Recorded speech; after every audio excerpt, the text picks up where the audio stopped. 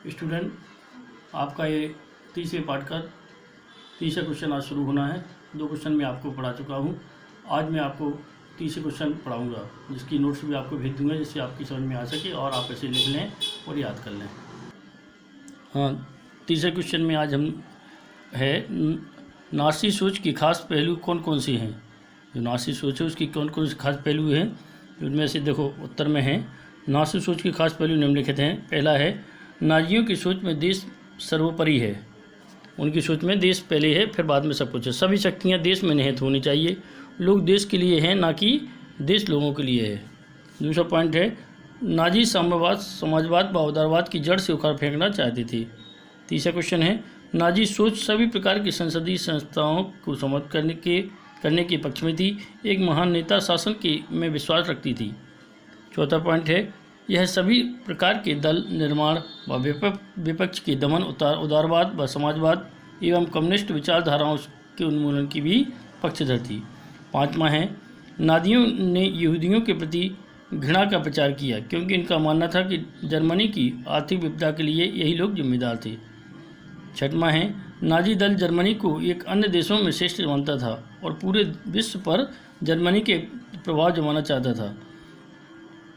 अगला है इसने युद्ध की सराहना की तथा बल प्रयोग को यशोगान किया। अगला है नाजियों ने जर्मनी की साम्राज्य विस्तार और उन सभी के उपनिवेशों को जीतने पर ध्यान केंद्रित किया, इससे छीन लिए गए।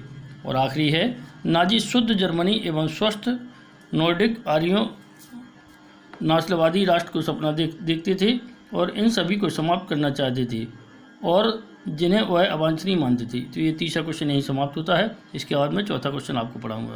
तो चौथा क्वेश्चन है नासियों का प्रोपेगेंडा यहूदियों के खिलाफ नफरत पैदा करने में इतना असरदार कैसे रहा। तो ये इसका चौथा क्वेश्चन है कि नासियों के प्रोपेगेंडा यहूदियों के खिलाफ के लिए नफरत पैदा करने में इतना असरदार कैसे रहा, इसका क्या कारण था। तो ये इसका उत्तर है सन 1933 में तानाशाह बनने के बाद हिटलर ने सभी शक्तियों को कब्जा लिया। इसने एक शक्तिशाली केंद्रीय सरकार का गठन किया।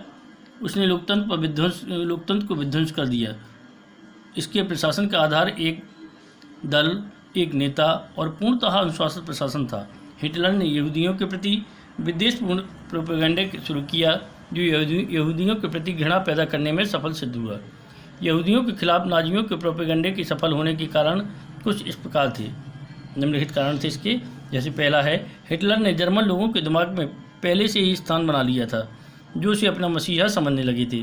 दूसरा है ईसा की हत्या की अभियुक्त होने के कारण ईसाइयों के प्रति पारंपरिक घृणा का नाजियों ने पूरा लाभ उठाया, जिससे जर्मन यहूदियों के प्रति पूर्वाग्रह से ग्रस्त हो गए।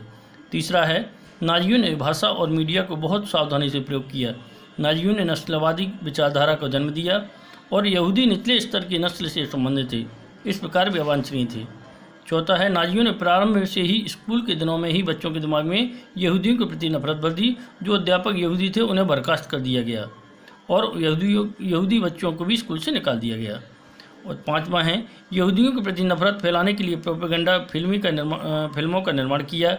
रूढ़िवादी यहूदियों की पहचान की गई और उन्हें चिन्हित किया गया और उड़ती हुई दाढ़ी और कप्तान पहने दिखाया जाता था। और आखिरी पॉइंट है उन्हें केंचुआ, चूहा, कीड़ा कहकर संबोधित किया गया। उनकी चाल को कुतरने वाले छछूंदरी जीवों से भी की जाती थी। पाँचवा